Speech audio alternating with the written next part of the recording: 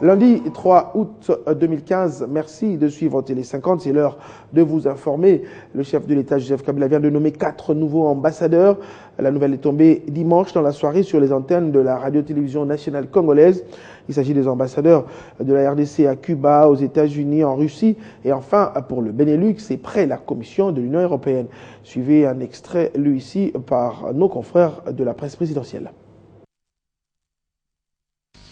Est nommé ambassadeur extraordinaire et plénipotentiaire de la République démocratique du Congo près le Grand-Duché de Luxembourg, M.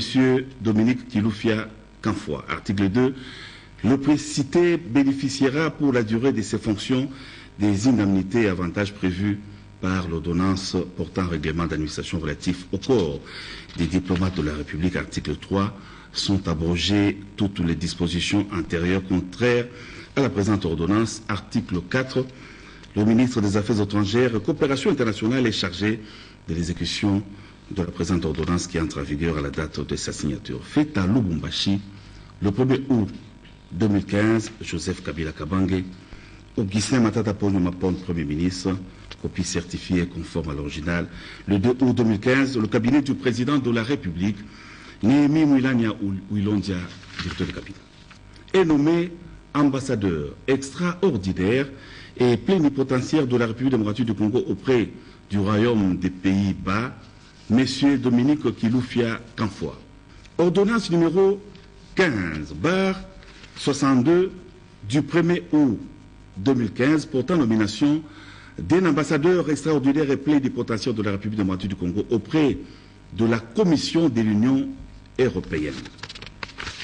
Article 1er est nommé ambassadeur extraordinaire et plénipotentiaire de la République démocratique du Congo auprès de la Commission de l'Union européenne, M. Dominique Kiloufia Kanfoua. Sachez aussi que le président de la République séjourne depuis cet avant-midi au Nord Kivu pour une série d'inaugurations dans la ville de Goma et des lancements des travaux. Cet avant-midi, il a posé la première pierre pour la construction de la nouvelle aérogare et la tour de contrôle. Une importante délégation l'accompagne, notamment notre envoyé spécial Jean-Marie Kassamba, avec qui nous sommes justement en ligne. Bonjour Jean-Marie Kassamba. La série d'inauguration est loin d'être terminée, on l'a compris. Après Kinshasa, le Katanga, maintenant c'est la province du Nord Kivu. Qu'est-ce qui est prévu dans l'agenda du président de la République avec justement le lancement des travaux? Le chef de l'État qui est arrivé ce matin, ce lundi, sous les coups de 11 heures locales, a procédé à la réception de la piste de l'aéroport international de Goma, qui est passé de 2000 mètres à plus de 2000 mètres parce que cet aéroport était endommagé par les laves en 2002, réduisant ainsi la capacité de Goma d'accueillir des appareils de grande importance. Ensuite, il y a eu ici un taux d'accident très développé à cause de cet aéroport.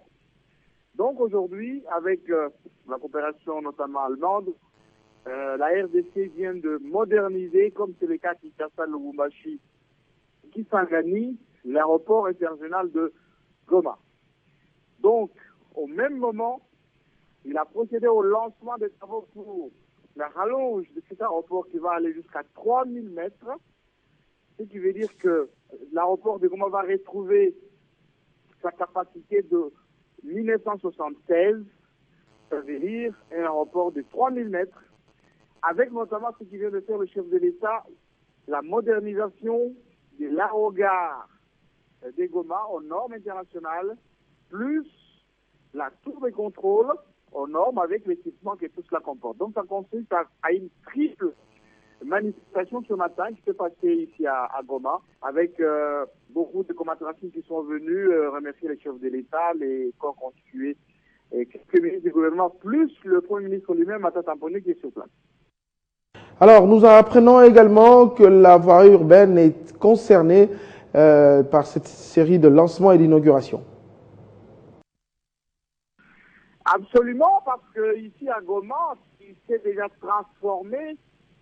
Nous qui sommes arrivés depuis 3 jours maintenant à Goma, on peut vous dire que la ville est devenue quasiment une ville plus moderne que même certaines villes de l'ouest de la République. La voirie d'abord, et ensuite le boom immobilier ici à Goma, l'assainissement de la ville.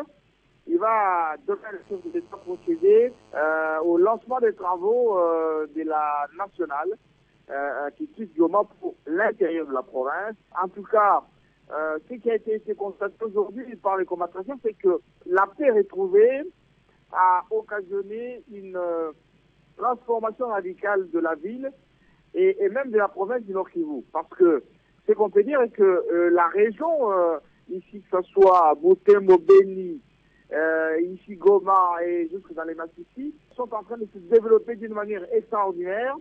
Et au moment où je vous parle, sur le marché ici à Goma, les denrées alimentaires sont exposées quasi partout et les combattants sont plutôt contents du retour de la paix. Merci beaucoup Jean-Marie Kassamba, vous êtes notre envoyé spécial à Goma où séjourne également le chef de l'État. Dans un autre chapitre débuté le 2 juillet, la session extraordinaire a été clôturée dimanche à la Chambre basse du Parlement congolais. Dans sa communication, le président de l'Assemblée nationale, Aubin Minakou, a fixé l'opinion sur le vote de la loi portant répartition des sièges et enrôlement à des nouveaux majeurs. Toutes les matières de cette session ont été examinées et votées. De son côté, le Sénat devra encore transmettre le rapport du vote sur la répartition des sièges dans les prochains jours. La salle des congrès étant indisponible pour cause des travaux de réhabilitation, les travaux de la session extraordinaire se sont déroulés dans la salle des spectacles du Palais du Peuple. Il est 13 h. Le président de l'Assemblée nationale accède dans la salle. Après l'adoption de l'ordre du jour, une motion incidentielle est accordée au député national Awenzi qui se prononce sur le contour de l'adoption de la loi sur la répartition des sièges au Sénat. Les sénateurs Katae, ils ne veulent pas qu'il y ait les élections, donc ils veulent à ce qu'ils puissent continuer à glisser. Et pourtant, ils sont là depuis 2006 jusqu'à présent, ils sont au-delà de leur mandat. Alors c'est nécessaire qu'on puisse voter les députés provinciaux afin que les députés provinciaux votent les gouverneurs et les sénateurs. Nous voulons un nouveau Sénat. Avant la clôture des travaux, les élus du peuple ont procédé au vote du projet de loi fixant les statuts des chefs coutumiers après son examen au Sénat. Dans sa communication, Aubin Minakou a fixé l'opinion sur la motion incidentielle. Le projet de loi sur la répartition des sièges n'a pas été rejeté au Sénat.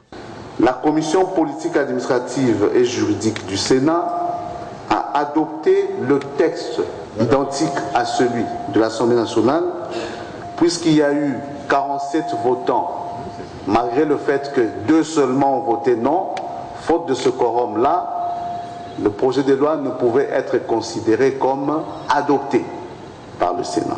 Les institutions de la République se sont accordées pour l'enrôlement de 5 millions d'électeurs et cela devra impliquer l'examen des annexes de la CENI. Dès que ceux-ci seront enrôlés par la CENI, il est clair que les annexes pour toute élection devraient être adaptées. Pour les 5 millions d'électeurs et les autres, qui sont probablement bien plus, dès qu'ils seront enrôlés par la CENI, toutes les institutions, en commençant par le président de la République, sont en train de tout mettre en œuvre et les conséquences logiques seront tirées. Après la session extraordinaire, les députés nationaux devront donc reprendre du service en septembre pour la session ordinaire purement budgétaire. Et après la plénière, les députés ont réagi sur la controverse qui serait entretenue après le vote de la loi sur la répartition des sièges au Sénat. À cela s'ajoute la problématique de l'enrôlement des nouveaux majeurs et l'examen des annexes de la CENI. Ils sont au micro de Crispin Chibasso. Pour ce cas, l'Assemblée nationale avait adopté déjà cette loi, l'a envoyée au Sénat pour que le Sénat puisse lire en deuxième lecture. Ce que le Sénat devrait faire, c'est analyser cette loi, l'adopter et la renvoyer en paritaire. Mais il se fait qu'ils ne l'ont pas adoptée. Donc la matière se trouve encore au Sénat jusqu'aujourd'hui. Et nous attendons que le Sénat fasse rapport à l'Assemblée nationale et les dispositions constitutionnelles, juridiques seront prises pour que nous puissions aller de l'avant. Au cas où la CENI faisait l'enrôlement des nouveaux majeurs, ça veut dire que le nombre d'électeurs change, ça veut dire que le nombre de sièges aussi change. Donc on arrivera encore à réviser encore les mêmes lois. Je pense qu'en ce qui concerne les 5 millions, si on les enrôle, on doit nécessairement revoir les annexes par la CENI. L'idée d'arrêter la session tout de suite paraît un peu bizarre parce que dans ce cas-là, il fallait attendre la suite, c'est-à-dire voir s'il y a possibilité d'entrer en commission paritaire avec l'Assemblée nationale. Mais le simple fait d'arrêter, c'est comme si le Sénat a fermé la porte à toute négociation ou à toute suite à donner à ces résultats, à ces dossiers. Et c'est ce qui est vraiment regrettable pendant que la République attend, pendant que la population veut vraiment avoir ses élus les plus proches. Et les plus proches, ce sont les élus locaux. En dehors des frontières de la RDC au Nigeria, une attaque de Boko Haram vient d'être déjouée par les forces loyalistes de ce pays avec l'aide de l'aviation. Selon l'armée nigérienne, il y aurait un nombre important de victimes du côté du groupe armé. Nathalie Bakagengesha pour les détails. Nous sommes à Bita, une cité située à l'état de Borno, à quelques kilomètres du Cameroun. C'est ici qu'une nouvelle attaque de Boko Haram a été déjouée dimanche, non loin de la forêt Sambisa, fief historique des islamistes. Conséquence positive, l'armée a réussi à libérer 178 otages du groupe État islamique, dont 101 enfants au cours de l'opération militaire. Elle a indiqué également avoir capturé un commandant de ces groupes. Tout a commencé la semaine dernière, lorsque le gouvernement nigérian avait mis en place une force de résistance qui a pour objectif principal de neutraliser tous les groupes armés encore actifs dans le pays, une façon pour eux de changer de stratégie de traque, autrefois connue par les assaillants. Ces hommes l'ont appliquée. Depuis plus d'1 an, les Alpha-Jets du Nigeria participent à la lutte contre les groupes armés en Afrique de l'Ouest, et cette fois-ci, il faut dire que leur contribution a été décisive. Ils ont contrecarré le feu de la secte islamiste. En croire de témoins oculaires de l'attaque ratée, le bilan serait lourd, alors très lourd pour les insurgés de l'armée nigériane. C'est un succès important, précieux et majeur pour le Nigeria qui vient de gravir le week-end dernier un échelon considérable. Il faut l'admettre, le président nouvellement élu réalise petit à petit les promesses faites lors de son investiture. Mohamed Bouhari avait promis de traquer jusqu'au dernier retranchement Boko Haram. Et en sport, je vous l'annonçais en titre, lutte contre les violences dans les stades. Il s'est ouvert ce lundi à Béatrice Sautel un séminaire national de 2 jours en prévision de la nouvelle saison de football en RDC. La FECOFA, qui en est l'initiatrice en collaboration avec le ministère des Sports, entend mettre hors d'état de nuire les ennemis du football congolais. Pour la journée inaugurale, Jean-Michel Samaloukonde a expliqué à l'assistance la vision du gouvernement congolais dans l'encadrement de la jeunesse face aux violences. Parmi les participants, on note les dirigeants des clubs, les encadreurs des jeunes, les policiers et militaires. On écoute à ce propos le ministre des Sports dans son mot d'ouverture. Il me revient l'honneur de prononcer la présente allocution à l'occasion de l'ouverture de ce séminaire de 2 jours organisé par la Fédération congolaise de football association en sigle FECOFA, dans le but d'analyser les causes profondes des violences dans le milieu sportif en général et le football en particulier. Lors des différentes rencontres organisées par elle, à travers ces entités subdélégataires, afin d'y apporter des solutions conséquentes, efficaces et d'éradiquer définitivement la violence qui n'a pas sa place dans le football et dans le sport en général. Le ministère de la Jeunesse, Sport et Loisirs et moi-même apprécions cette marque de patriotisme, car le sport qui est fédérateur et qui nous unit tous ici aujourd'hui a besoin justement que nous soyons tous présents. Et nous souhaitons par la même occasion plein succès à ce séminaire que nous félicitons. Et justement, en rapport avec ces assises et d'autres nouvelles sportives, telles que la reprise des activités de l'Ice V Club de Doumbala. Bonjour.